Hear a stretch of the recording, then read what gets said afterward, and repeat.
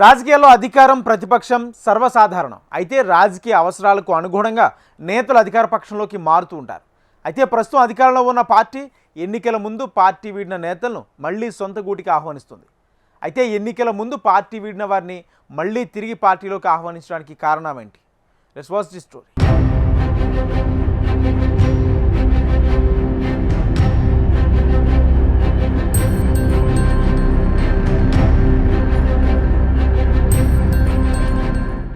Ground లెవెల్లో పార్టీని మరింత బలోపేతం చేయటం, స్థానిక సంస్థల ఎన్నికల్లో మెజారిటీ స్థానాలు గెలుపే లక్ష్యం.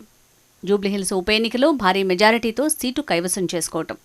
ప్రస్తుతం తెలంగాణలో అధికారంలో ఉన్న కాంగ్రెస్ పార్టీ దీనిపైనే ఫోకస్ చేస్తోంది. ఇందులో భాగంగా ఎన్నికల ముందు అంతకంటే ముందే పార్టీని వేడిన నేతలను మళ్లీ తిరిగి సొంత గూటికి వచ్చేయండి అంటూ ఆహ్వానిస్తోంది.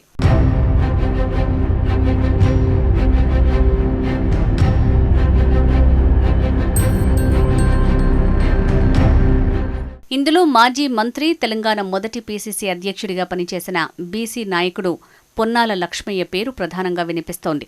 ఎన్నికల కంటే ముందు బీసీలకు ప్రాధాన్యత లేదని, జనగాం టికెట్ కూడా రాదని ముందే గ్రహించి పొన్నాల పార్టీ విడిచి కారులో షికారు చేస్తున్నారు.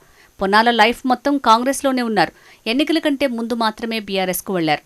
దీంతో పొన్నాల లక్ష్మయ్యను తిరిగి కాంగ్రెస్ పార్టీలోకి తీసుకురావాలని ఆ పార్టీ అధిష్టానం భావిస్తున్నట్లు సమాచారం. పీజీఆర్, ముఖేష్ గౌడ్ ఇద్దరు కాంగ్రెస్ పార్టీలో పెద్ద లీడర్లు. కానీ వారిద్దరి నాయకుల కుమారులు ఇద్దరు చెరో పార్టీలో ఉన్నారు. మొదట ఇద్దరు కాంగ్రెస్ పార్టీలో ఉన్నవాళ్లే. అయితే ప్రస్తుతం పీజీఆర్ కొడుకు విష్ణువర్ధన్ రెడ్డి బీఆర్ఎస్లో, ముఖేష్ కుమార్ గౌడ్ కొడుకు విక్రమ్ గౌడ్ మొన్నటి వరకు బీజేపీలో ఉన్నారు. ప్రస్తుతం బీజేపీకి రాజీనామా చేసి ప్రస్తుత రాజకీయాలను గమనించుకుంటూ తన బిజినెస్ మీద బిజీగా ఉన్నారు. ఈ ఇద్దరి తండ్రులు చివరి వరకు కాంగ్రెస్లోనే ఉన్నారు. హస్తం పార్టీలో ఉండగానే మరణించారు. దీంతో పార్టీ వీరిని కాంగ్రెస్లోకి తీసుకుని ఇటు జూబ్లీహిల్స్ ఉప ఎన్నికలో, అలాగే రానున్న జీహెచ్ఎంసీ ఎన్నికల్లో పార్టీని బలోపేతం చేయాలని భావిస్తోందట.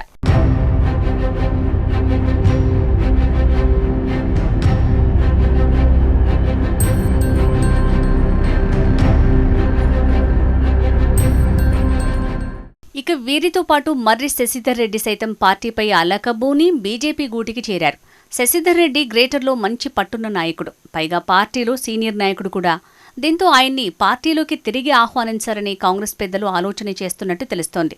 అలాగే ఎన్నికల కంటే ముందే పార్టీ వీడిన రాగిడి లక్ష్మారెడ్డి, సీఎంకు సన్నిహితంగా ఉన్న సింగిరెడ్డి సోమశేఖర్ రెడ్డిని తిరిగి పార్టీలోకి ఆహ్వానించాలనే ఆలోచనలో ఉన్నట్లు పార్టీ వర్గాల్లో చర్చ జరుగుతోంది.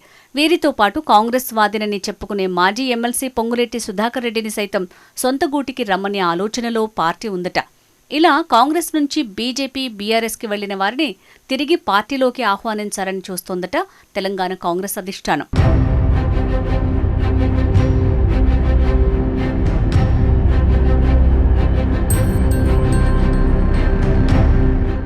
ఇక వీరితో పాటు మాజీ ఎమ్మెల్యేలు గండ్ర వెంకటరమణారెడ్డి, జాజుల సురేందర్ కాంగ్రెస్ హయాంలో మంత్రులుగా పనిచేసి ప్రస్తుతం ప్రతిపక్ష పార్టీలో ఎమ్మెల్యేలుగా ఉన్న సబితా ఇంద్రారెడ్డి, నర్సాపూర్ ఎమ్మెల్యే సునీత లక్ష్మారెడ్డి, సుధీర్ రెడ్డి, ఉమ్మడి నల్లగొండ జిల్లాలోని పాల్వాయి గోవర్ధన్ రెడ్డి కుమార్తె పాల్వాయి శ్రవంతి, చలమల కృష్ణారెడ్డి, జానారెడ్డి కోటరీలో ఉన్న మాజీ ఎమ్మెల్యే నల్లమోతు భాస్కర్రావు, చిరుమర్తి లింగయ్య, మాజీ ఎమ్మెల్యే రెడ్డియా నాయక్.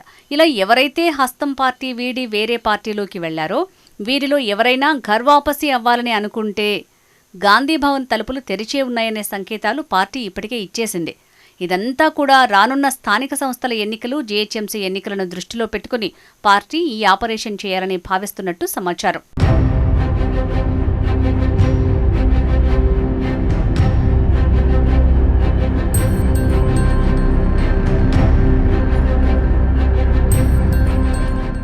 ఏదేమైనా పార్టీ తీసుకున్న ఈ వ్యూహాత్మక నిర్ణయాన్ని కొందరు స్వాగతిస్తుంటే మరికొందరు వ్యతిరేకిస్తున్నారు.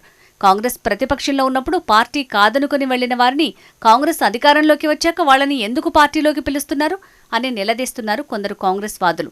మరికొందరు మాత్రం కాంగ్రెస్ మరింత బలోపేతమవుతుందన్న అభిప్రాయాన్ని వెలిబుచ్చుతున్నారు. కాంగ్రెస్ నేతల ఆహ్వానానికి, ఘర్ వాపసీ నినాదానికి ఎందరు సానుకూలంగా స్పందిస్తారో చూడాలి మరి.